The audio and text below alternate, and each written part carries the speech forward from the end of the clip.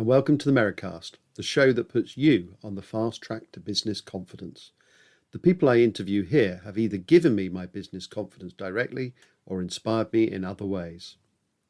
In my time, I've been quite ruthless in journalism when it comes to editing things down, so perhaps the best tribute I can pay to this week's guest, Perry Timms, is that my colleague Charlotte and I found this interview almost impossible to edit, in a good way.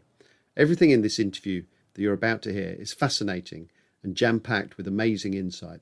He's a brilliant speaker, author, innovator, and as you'll hear, a really great storyteller.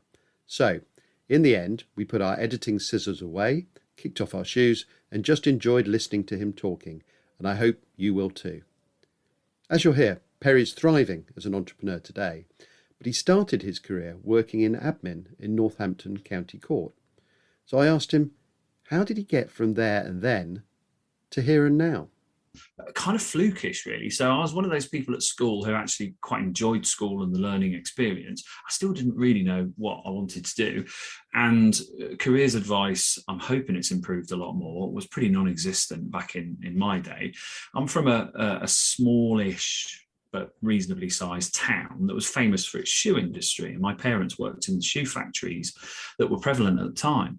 So I guess I kind of thought maybe that's my destiny, but nobody went to university or anything like that. But as I got to the end of my sort of school life and said to mum, I don't know what to do.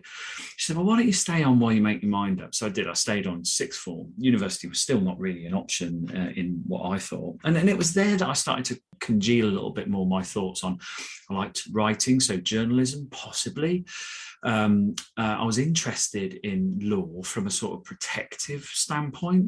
And then I suppose I was kind of flirting with the idea of teaching too, because I liked that. And then I realized, A, you got to go to university, get degrees, and B, I didn't really like kids anyway. And so I thought, okay, but it got me into office work. That was the kind of thing. I had some work experience at a building society that's got part of its headquarters still in Northampton. It's now known as Nationwide, but it was the Anglia at the time. Yeah. I thought, yeah, I could do this. I could do that. I get to wear a suit. I get to come into a warm place and do stuff with, in those days, very early technology. So I did that and I applied for a few jobs. One of them was Merri-Cast, huge, again, in Northampton at the time. And then the other one was the civil service. And the civil service role was in the Foreign and Commonwealth Office. I thought that would be interesting, but the vacancy had closed, but they said at the job centre, but we've got one at the county court. I thought, oh, law, yeah, let's do that. And I got that. I got the Merri-Cast one too, but I went for the civil service, mainly because my mum said, well, they got a good pension. I'm like, mum, I'm only 18, but, whatever. Now, that role was terrific. Whatever people say about the civil service, it invests heavily in helping people learn. And I got such a range of opportunities. Within a couple of years, I was leading a team. Within a couple of years after that, I was running projects. I was given project management training and everything else. And that led me through technology. That led me through systemic change.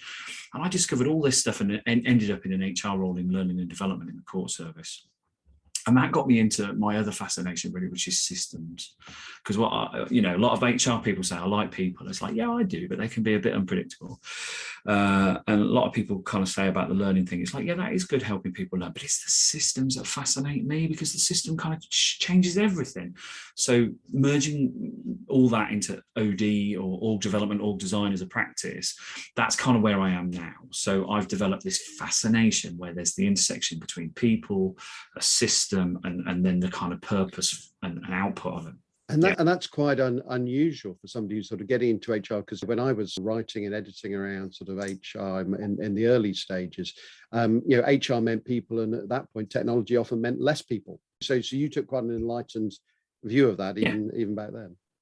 Yeah, totally that. Because whenever I built technology, I wasn't a coder. I did try that for 6 months. It really wasn't me. I was kind of like, I don't even know what I'm doing here, really, but I'm just copying and pasting syntax. It was the bit where the computer touches the human that really got me interested, because that's when you see people freeze and people go, I don't want to break it. I don't know what I'm doing here. This is replacing me, isn't it? They have all sorts of attitudinal responses to it. So I saw my role really as getting them comfortable with this new relationship with a device. And then you see them come to life and it's almost like, how would they cope without it? So there is something about how you sort of liberate them from their fears into actually what the future's all about. I mean, geez, didn't know at the time, but it totally is that. Did you find then, I mean, did you take that to its natural limit in the civil service, if you like, that you got so far, Yeah. but then you thought, well, I need to go and develop this a bit further? Yeah, a little bit. During the course of that, I became agitated by things that I thought weren't working, like performance management is a great example, right? I'm still really detesting performance-related pay. Absolutely hate the thing. So I wanted to get involved in those things. Again, the system fascination, see what I could do to change them. So whether people wanted me to or not, I barged into project teams and working groups and got in on that. And that got noticed by somebody who was just moving from the civil service into a non-profit area. So I spent 6 years in the non-profit area. And it was literally a broken L&D and OD function that he wanted repairing. And I came in and repaired it. And that's where I really came to life, because I had a blank canvas and I had all sorts of opportunities to innovate. So my agitation wasn't something I had to force. It was needed. so that's where it sort of manifested itself in transition, I suppose, from technologist and project work into people, OD systems, performance, all those kind of things. That's a curiosity, though, isn't it? Because you go in there, I mean, you're saying you're sort of fascinated by systems, but then in many ways, those people who are normally fascinated by systems go into a sort of blank canvas situation and then are looking for a system to rely on. But you actually were able to sort of think, well, what system would I design, and so on. So that's a bit of a rare mix, I'd say. Totally that. And you know what, Trevor, I found this a lot. I'd start putting something together and then I'd get somebody who knew a lot more about this area than me to perhaps partner with me. And I went, you do know there's a model for that and it looks like that. I'm like, no. And then I found this model. It's like, oh, that's incredible. Not to say that I'm like inventing stuff. Maybe I was subliminally influenced by it and whatever, and I just didn't know. But that got me really intrigued, because I then thought, I don't know enough about this, and now I'm feeling like an accidental amateur, whatever, and I wanted to acquire all I could about models, theories, and everything else. So the reason there's a massive bookcase behind me is absolutely that. I am always in deficit about what I know. I just want to keep knowing stuff that I don't know enough about. If I'm interested in it, of course, I'm all over it. And that's what happened in that situation. Yeah. So there you are. You've suddenly sort of fixed something, for someone. So what happened then? Let's just say that external factors came in, which was 2008 crash and the ramifications of that. So funding and entrepreneurial spirit kind of went right down. So suddenly I'm like, oh, I'm boxed in a lot more now. But there was a big push, I suppose, on efficiency. And I stepped into that as a project. But I mean, geez, it was so big and complex. So I found myself not liking it, but my antidote to it was, we'll just keep piling on new things and that'll keep you excited, to the point that actually I became like the buckaroo mule, just one too many, seriously. And I sort of collapsed under the weight of it, literally, because I kind of had a bit of a stress instance. I was actually making mistakes and fracturing relationships, and I really hated myself for that. And then in the end, I had a week away, and it was in the beautiful part of the world, Montenegro, and I was sat there with my wife and I said, I can't go back. I said, I've never had this feeling before. And she said, well, what are you going to do then? I said, well, I think I'm going to have to try and set up on my own, because, I think that's probably the route out. So she backed me to a degree, but obviously was very concerned, because I'd had a very stable career, 2 employers in that whole time. But she said, like, if you want to do it and it's right for you, do it. But also I said, look, the one thing that works in my favour is I've got a really good network. I said, so I think there are people who will give me work without me having to beg for it. And that did manifest itself really nicely. So I didn't feel like I was jumping out into total danger. It was still pretty, scary, but there were people around who I thought would have my back, and they did. So did, at that point there, because I'm always fascinated by that early decision to do something like that. I had my own experiences where I had to set myself a time limit. I mean, did you set yourself, or did your wife set you a time limit on making this work? A little bit, yeah. So, I mean, just to make sure I had a bit of a safety blanket, I did enroll with a few agencies. I said, look, if the right job comes along, let me know, because it might be what I need to do.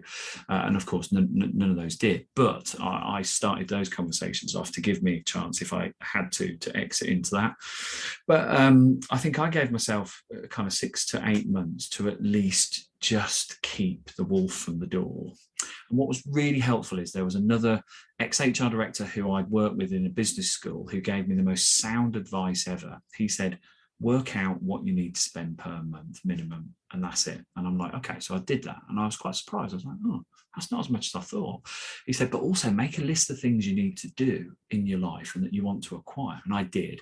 And I made this massive list and kept crossing them out, thinking, I don't want an Aston Martin, really. I'd be terrified of leaving it somewhere. So I dropped all these things, and I suddenly realized, oh, I've got everything I need, really. So I've just got to protect that. But then the most amazing advice he gave me was work out what you're worth, what you charge, and work out how many days you'd need to work in order to get that at that rate to cover what you've got. And I thought, genius. And that's kept with me ever since. I tried to make it very basic, simplistic mathematics, and it kind of worked. So that gave me a bit of comfort. So, I mean, the question I'm sure that, you know, the listeners are probably screaming at this podcast is, how do you work out what you're worth?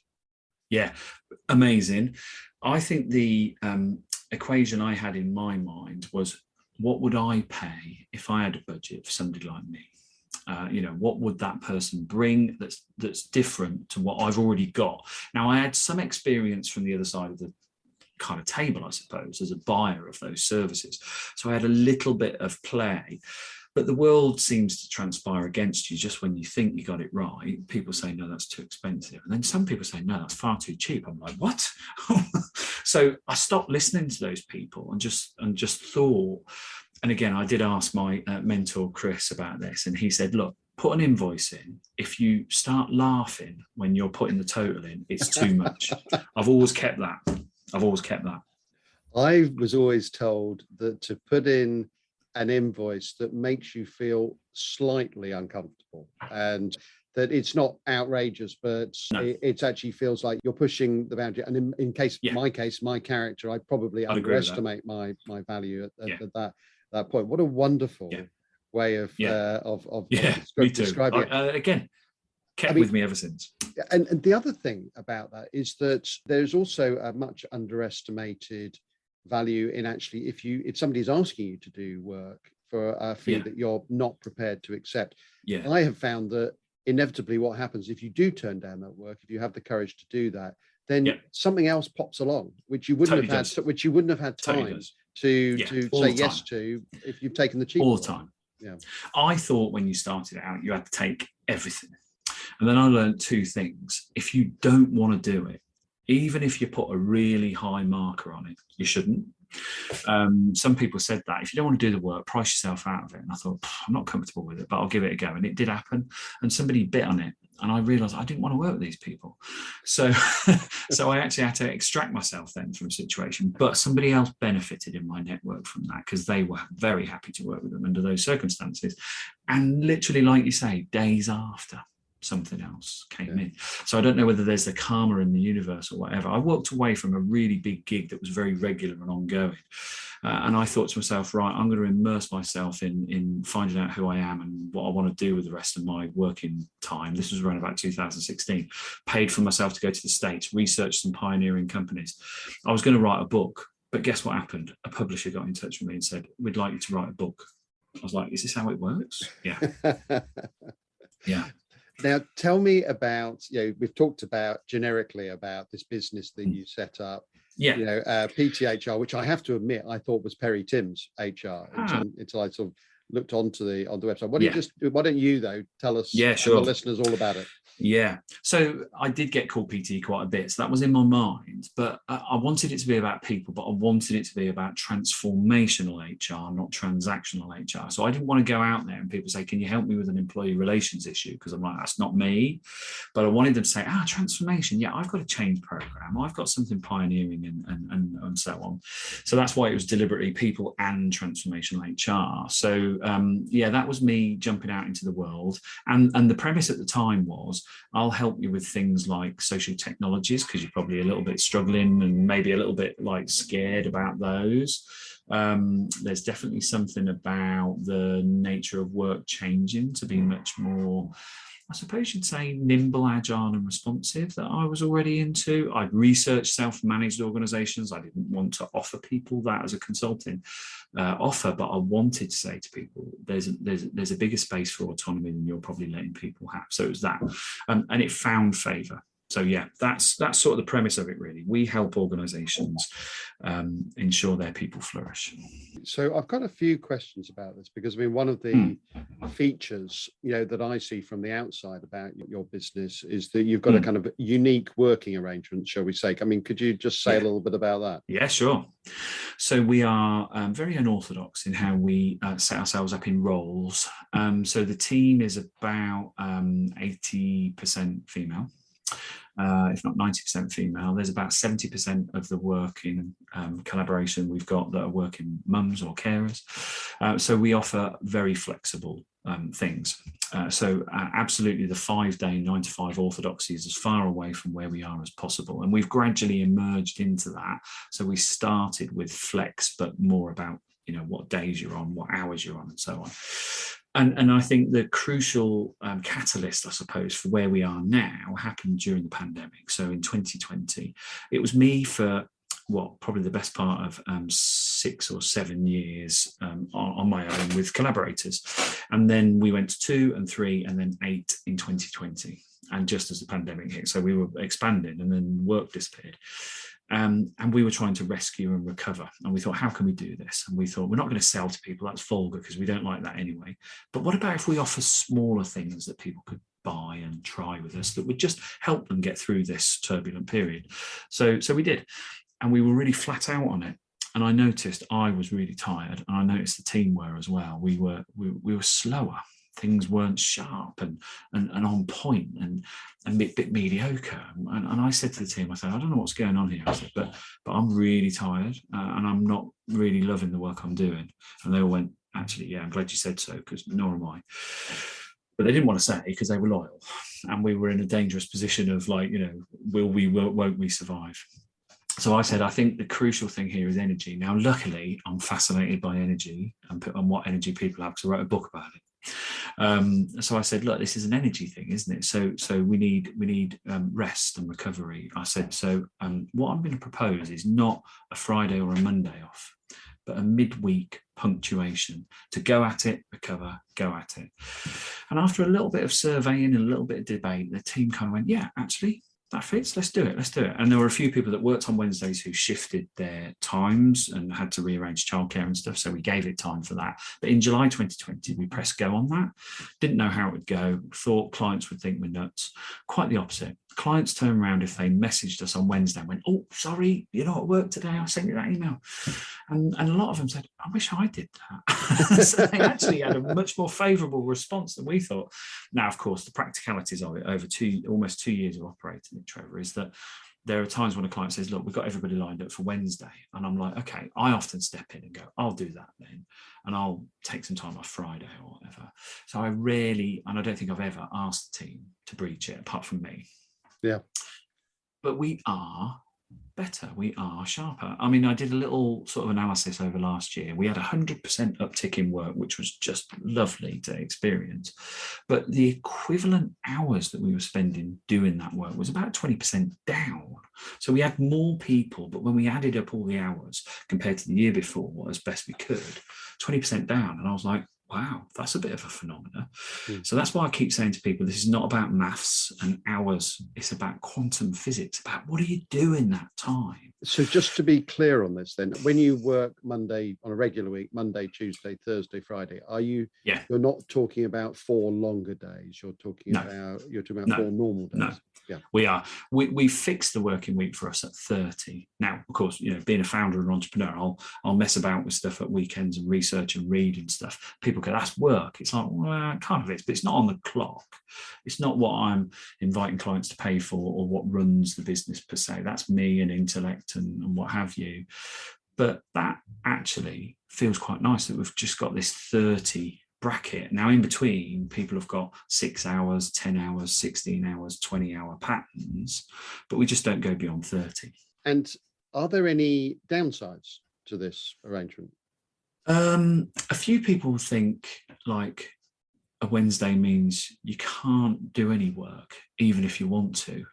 And I've sort of said to them, there's nobody saying you can't. If you want to work on Wednesday and say, look, I don't want to work on Thursday instead, we'll say absolutely fine as an exception, because I think we want to keep this punctuation because of what it does for energy and the vitality of the two blocks either side. So there was a little bit of trepidation on that. It's like, it's not a diktat. It's encouraged and it feels like the right thing to do for energy. But if you're going to be sat on a Wednesday worrying about the fact that you've got too much to do on Thursday, do some Wednesday stuff and give yourself a break on Thursday, so people do play a little bit in that. I think the issue was obviously money as well. People were like, what does that mean for money? It's like, it doesn't mean any different at all, mainly because we were able to navigate around a Wednesday by the hours that people do. Some people would say, yeah, but how can you pay people 4 days when, you know, really they're getting paid for 5 and they're only doing 4? Again, I think it's almost like, well, it isn't zero sum. It's about what happens in that time. So we kept an eye on that, and we've got ever so good at like time logging and task logging and output and impact stuff, just to make sure we feel comfortable that that's right. So we call it resource allocation, and we've got systems that help us out. So we built those systems to say, I want to know that if I'm getting paid for the amount of hours I'm doing, I'm adding value, and we've got that. Okay, so I can feel systems Perry kicking back in here. Oh, you know, big sort time. So alongside this freedom, you've got to have the accountability. Yeah. I know it's one of your values, Yeah. and so just tell me a bit about these. So what are you measuring exactly?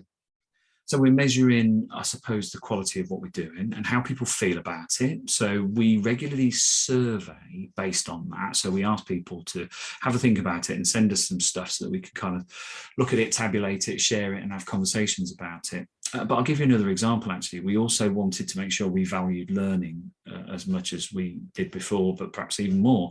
So we hardwired an hour's worth of learning on a Tuesday afternoon between 2 and 3 for everybody. It's like, look, down tools, come and learn something just before we break for that day and then come back again. And people have signed up to academic study programs and stuff like that. So we are saying, if those things aren't happening, that's an indication that we've got too much of an imbalance towards perhaps the work and the doing. So it's more about sentiment, energy, how people feel, openness, and so on. So we're really, really keen to make sure that we agree how we want to be. So we've got a team agreement. We don't have policies. We don't really have job roles, but we have defined lead responsibilities. And it's people's responsibility within that, so I've got too much to do, or it's not in the right balance, and we deal with it collectively. So it's not about me. I feel like I'm very much on a level with everybody else, except when it comes to signing things and legal stuff. The rest of it is almost like I might have an idea. That doesn't mean to say you like it, and if you don't like it, it won't happen. So we've got that going on. If we could just sort of go back to the bit where this new sort of system, it was kind of born a little bit out of adversity because, you know, because of the pandemic. Nevertheless, you know, it produced something sort of great that works for you all.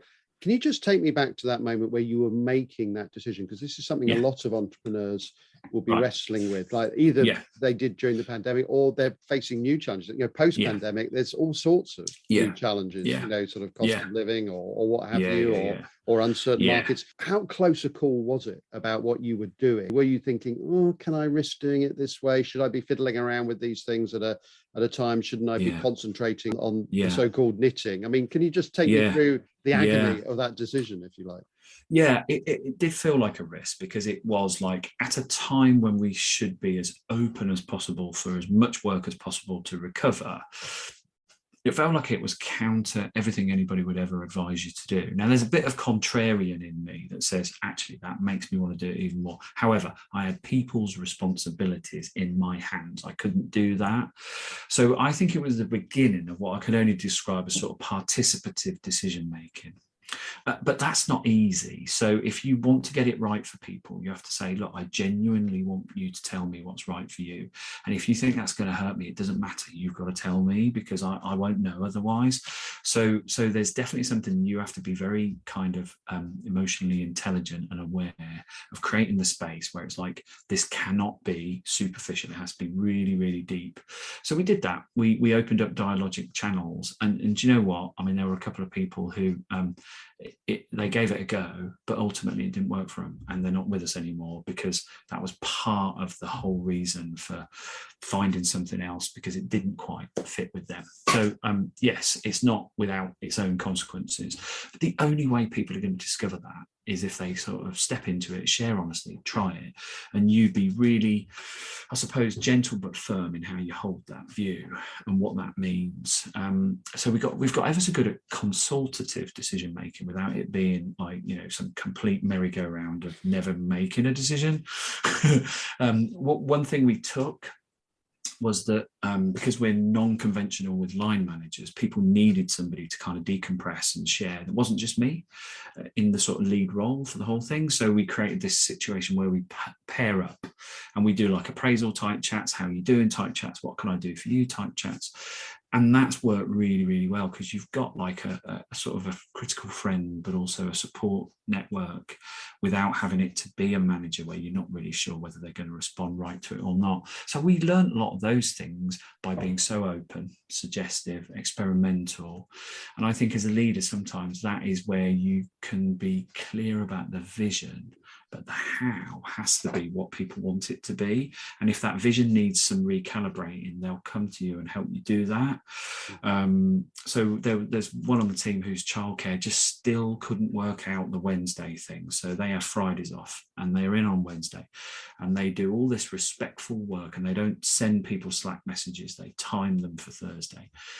So we just said, we all think that's right. You do that. That's your life. We're not going to force you down that road. So we all have that sense of collective agreement. That's what I think is really important in this situation. Yeah. Collective agreement. Right. Yeah. That's absolutely fascinating. What about, the Perry Timms blind spots? Are there lessons that you feel you've maybe had to learn more than once, in terms of either even this recent phase or sort of more generally? Because I mean, a lot of us, we all have our blind spots and weaknesses. Yeah. What are yours? Yeah. I really take it to heart when it's not working out for somebody, because I guess I come from the space of I'm not imposing anything on you here. There's a system to play in, and that system is co-crafted.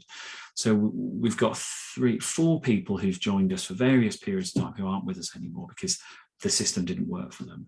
Now, what I'm getting used to, but I still find it difficult, and it's a blind spot of mine, is like, why? But this is part of your system. Why doesn't it work for you?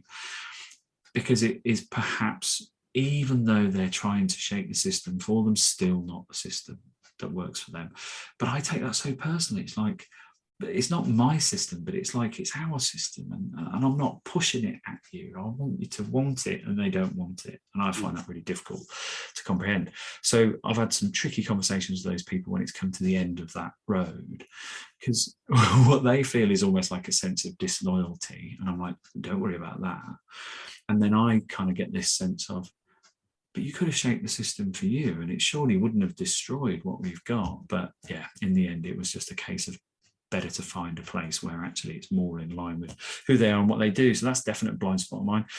I think the other blind spot of mine is when you have a system and you declare what it's there to do and you have processes that people can activate, doesn't mean they'll use them.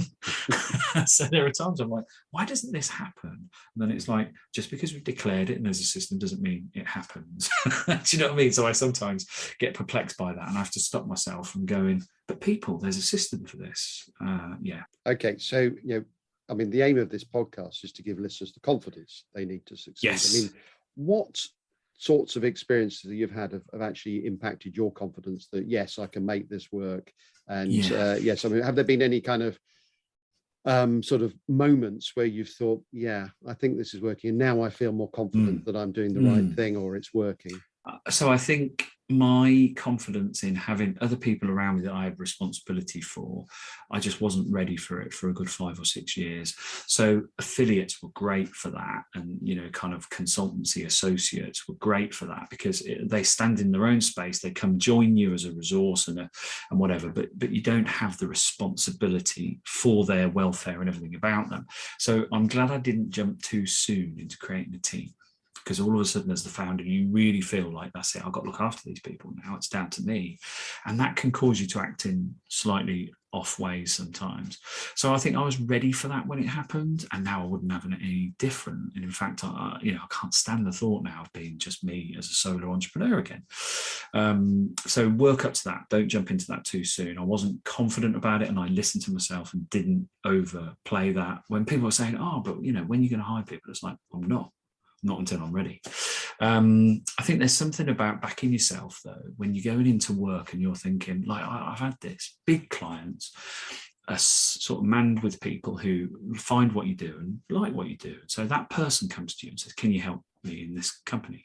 And I've sometimes looked at those companies, they're massive. What on earth am I? What right have I got to go in there? But you've got to get over that. And I'll tell you why, because when you go in and look behind the Wizard of Oz curtain, there is as much a mess as anybody else, if not more. Yeah. So often you can go, of course I can help here. So have that little humility check-in, but don't let it stop you from stepping into some spaces you think are too big for you, because they're probably not. They're probably not too big for you at all. I think the other confidence building thing is you don't need lots of yes people around you. You do need some what I call earth wires. All right, these are people who you can go, I'm thinking of doing this, and they'll go, you sure? Because, and that's not because they're doubting Thomas is, but they're just looking out for you, so you don't make a fool of yourself or take on too much. Or so find your earth wires, because they're your cheerleaders, but they won't. They won't hold back if it's not the sort of thing that they think is in your best interests. And I think your confidence just comes from looking back at what you've done and really getting a sense of, I had an impact there. How did I do that? And what did I do? And what can I repeat? And I think there's genuinely something about self-critique that helps you build your confidence. As soon as you've done one gig and it went okay, don't just put it in the closet and move on to the next one. Kind of think, but what was it about that worked okay, and how can that help me in the future? So yeah. Okay, so I mean, one thing I'm fascinated in what you just said there was about, earlier on you had this sort of, because you worried about the sort of sense of responsibility, if you like. Yeah. You had your affiliates, but you didn't want to take people on too early. Yeah. I mean, in terms of your kind of the end game, if there is an end game, sort of in terms of, are you just looking to do meaningful and purposeful work, or do you think I want to be this size by this date? I mean, what's kind of driving the business at this point? That's gotten to be a very interesting question that comes in a lot more. So I've given that some thought. I've been very incidental about strategy up to the point that it needed clarity for people to join me and do it. So I've only really had a strategy for about the last 4 or 5 years of operating. Up to that point, I tried it and I thought, well, it's only me, who cares?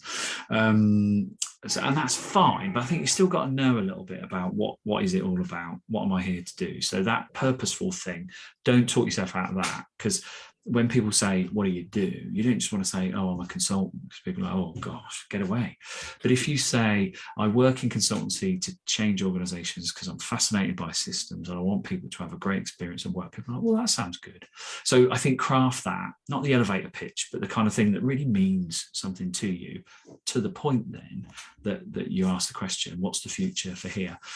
It's come to me probably in the last sort of year or so that I don't want to create a bigger version of what we got. I want to create a diversification of what we do. And by that, I'm kind of looking at PTHR as a kind of mothership and little ventures that sit alongside it as satellites.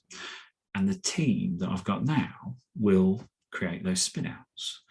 So there'll be one on sustainability, there'll be one on working mums, there'll be one on self-managed systems, whatever it might be. But PTHR will have a core thing of what it does, and then these spin-outs. So it will become like, I suppose, a kind of micro Unilever or something, if you know what I mean.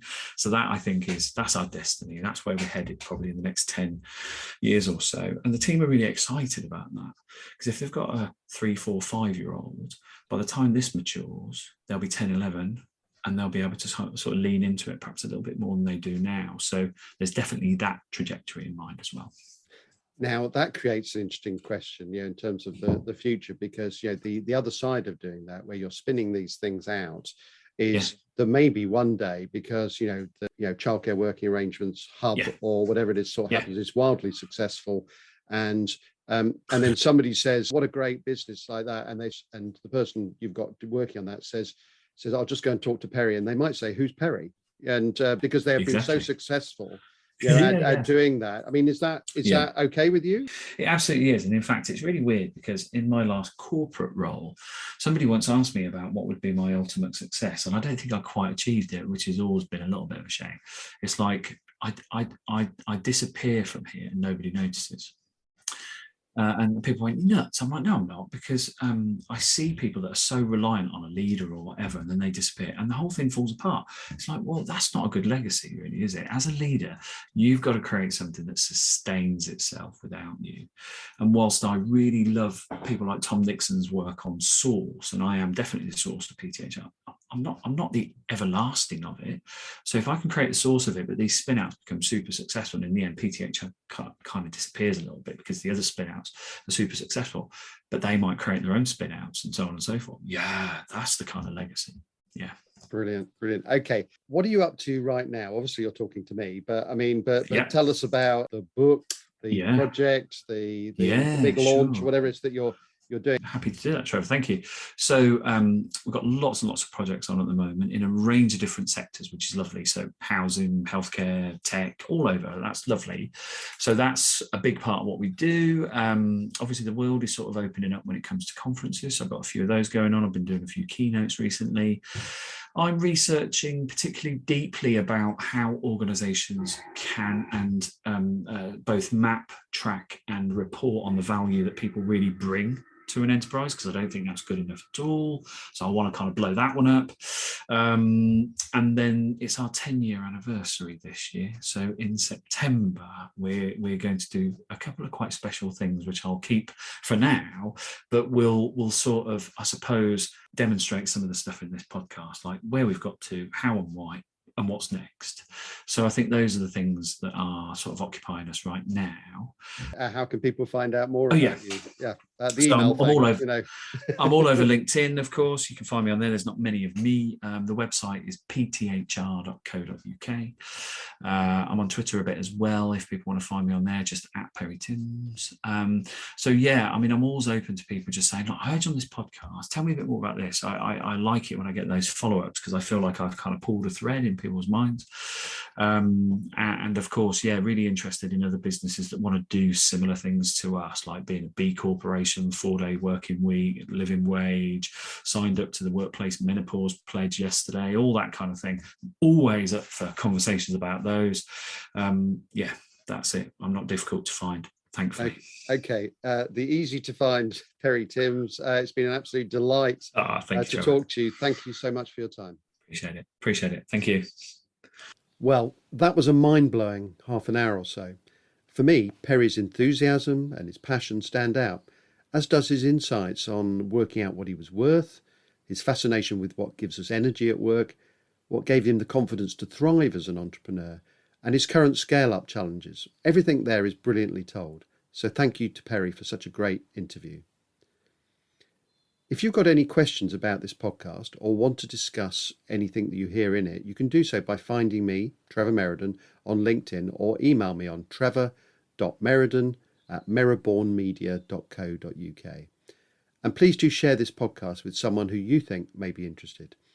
It's available on Spotify, iTunes, and many other podcast providers. And please leave a review. That's all for now. Thank you for listening.